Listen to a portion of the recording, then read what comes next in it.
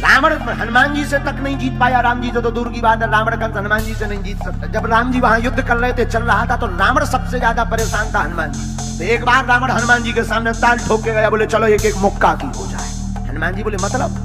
रावण बोले एक मुक्का हम तुम्हें मारेंगे, एक मुक्का तुम हमें मारना। जिसे ज्यादा दर्द हो वो हारा, जिसे कम दर्द हो वो जीता। हनुमान जी बोले मैं ना लड़ा। रावण बोले कैसे ना लड़ा? लड़ो।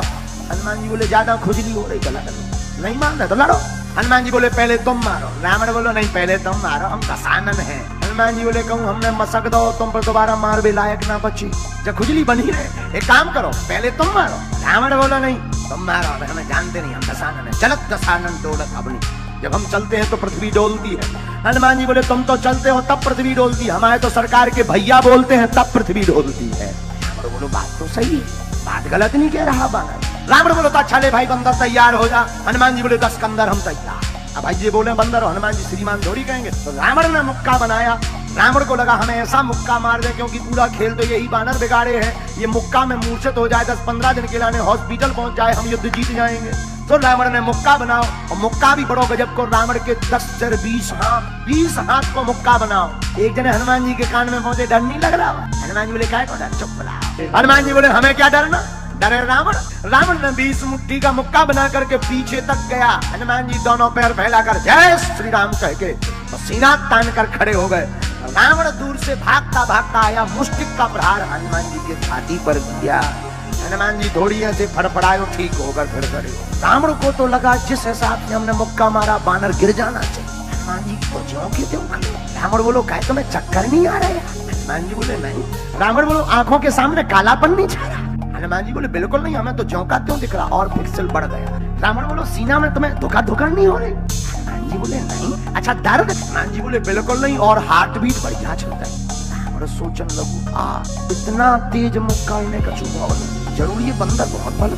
हनुमान जी बोले हमारी तो हो गई, अब तुम हो जाओ तैयार। रावण बोलो तैयार। हनुमान जी ने 360 डिग्री को एक मुक्का घुमाओ। ब्रह्मा जी ऊपर बैठे बैठे देखें कि जौन साहब को जो मुक्का बनाए, अगर इन्हें मसक देने तो रामलीला ये तई पूरी हो जाए। सोई ब्रह्मा जी ऊपर से भगे, और हनुमान जी मारवे ही वाले थे, बीच में प्रकट में जय बजरंग बली। रुको। हनुमान जी बोले कानों को भगो एक तरफ, तो मुक्का मुक्का की लड़ाई ये हो रही। अब भाई तुम्हारे लग जाए तो आप हटो। अरे ब्रह्मा जी बोले रुको। बोले काहे?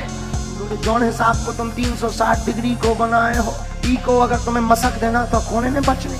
हनुमान जी बोले तो उसमें क्या मैटर है, वो तो शर्त लगी थी, एक उसने मारा अब एक हम मारे। अरे हनुमान जी बोले उनके हाथ न मन्ने प्रभु के हाथ, तुम न मसक दो, रामलीला इतना ही पूरी हुई है। हनुमान जी बोले वाह, जब रावण मारा तो तब नहीं तुम आए। रावण बोलो हटो, ब्रह्मा जी तुम और बीच में आ गए, हम तो हमारी शर्त लगी।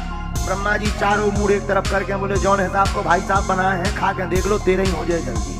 रावण हो लगो जब हमारे मैटर में स्वयं ब्रह्मा जी इंटरफियर करता है, तब मैटर बहुत लंबा है।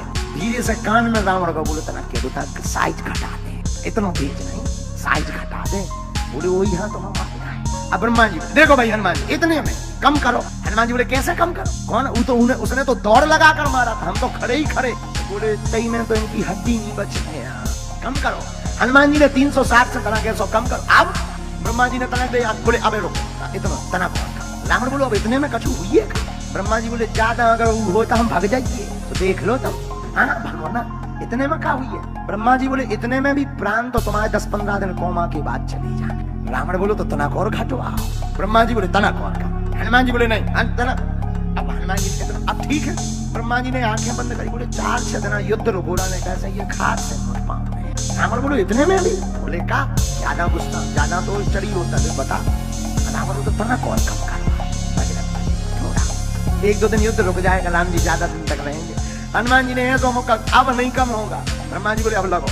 रावण बोले तुम भागियो ना, देख रही हो कहीं सुना हो जो फिर रहे हैं तो कर ले। ब्रह्मा जी बोले नहीं वो बचन के पक्के। हनुमान जी बोले हैं जब तुमने मुक्का मारे तो तब नहीं आया। रावण बोलो अच्छा लगो तो काओ। रावण भी सीना इना तान के ताल ठोके, हाँ भाई लगो। हनुमान जी ने मुक्का लो, जय श्री राम करके जैसी छाती पे मारो तो दिल की धड़कन बंद हो गई, धड़ाम गिर गया रावण। जैसे ही गिरो तो हनुमान जी की हार्ट बीट बढ़ गई, हनुमान जी पंखा झुलाए पानी पे बहाए। ब्रह्मा जी बोले क्या कर रहे? बोले हमें डर लग रहा हो कि सही में तो नहीं टपक गया, तुम अगर टपक जाए तो राम जी की रामलीला ये ही पूरी।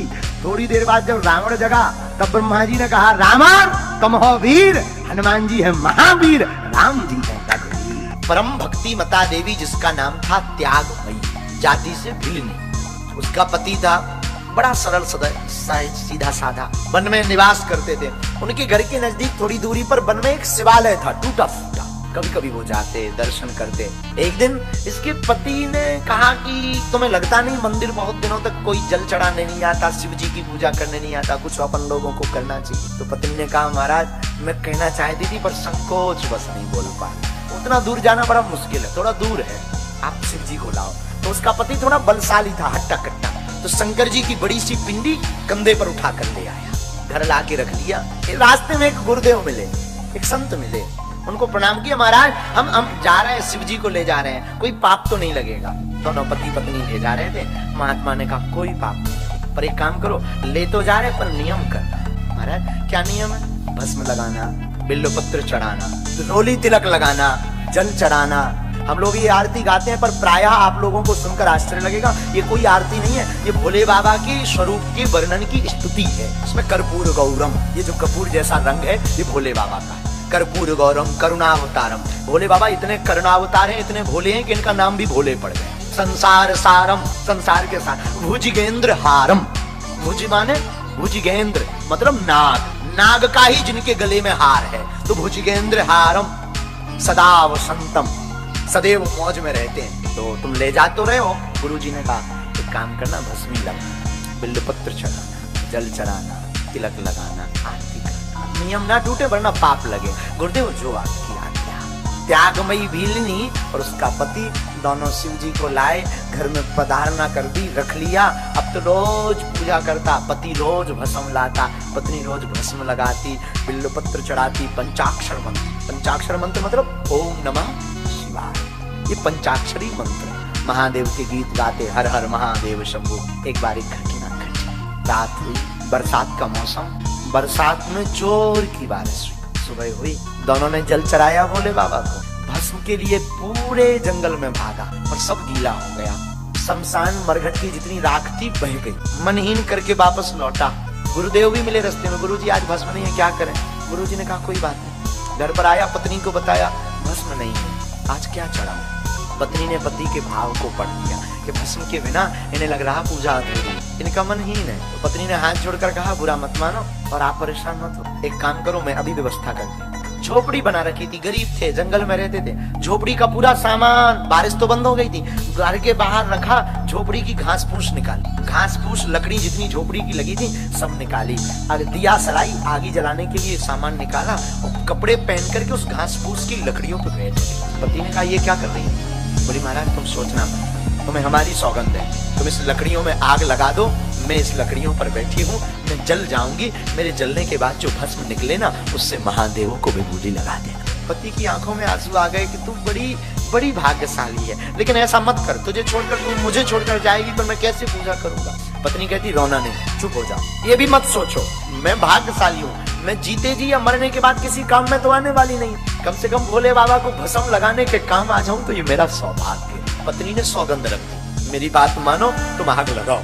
पति को बुरा लग रहा था पर भाग्यमती मुस्कुरा रही क्योंकि गुरु ने आज्ञा दी थी कि भस्म लगाना, गुरु की आज्ञा टलनी नहीं चाहिए। किसी की बात मानो या ना मानो पर माता पिता गुरु की बात कभी टालना मत। लड़ करके उसने आग लगवाई, आग में जल भी गई, राख उठाई भस्मी। उसके पति ने महादेव को रोते रोते लगाया। एक दो सौभाग्य उसको रोना दो कारण से आ रहा है, एक तो पत्नी के बिछड़न पर रोना आ रहा, दूसरा इस बात पे भी रोना आ रहा कि मैं कितना भाग्यशाली हूँ कि मेरी ऐसी पत्नी है जिसने मेरे पूजा के भाव को रखने के लिए अपने प्राण त्याग दिए। दोनों से रो रहा, आंखें जर्जर करके उसकी बह रही। उसने महादेव को भस्म लगाई, आरती की, स्तुति की और जैसे ही नाचने का मन हुआ तो आज तो और बाबरा बन के नाच रहा। नाचना प्रारंभ ही किया। गुरु ने इस दशा और दिशा को देखा, गुरु गदगद हो गए, विश्वनाथ से भी रहा नहीं गया और देखते ही देखते, नाचते ही नाचते उसकी पत्नी भी पुनः अग्नि से प्रकट होकर के नृत्य कर। पति ने कहा मैं सपना तो नहीं देख रहा, कोई ये प्रेतनी तो नहीं है, ये तो जल गई थी, तू कौन है? भाग्यमती है। उसने हाथ पकड़ करके कहा स्वामी आज तक गुरु की आज्ञा मानने वाला और शिव को मानने वाला कभी घाटा नहीं खाया जी। हम तो तुमसे सिर्फ इतना कहते तुम्हारा गुरु एक बार बोल देना तो तुम किंतु परंतु मत करना।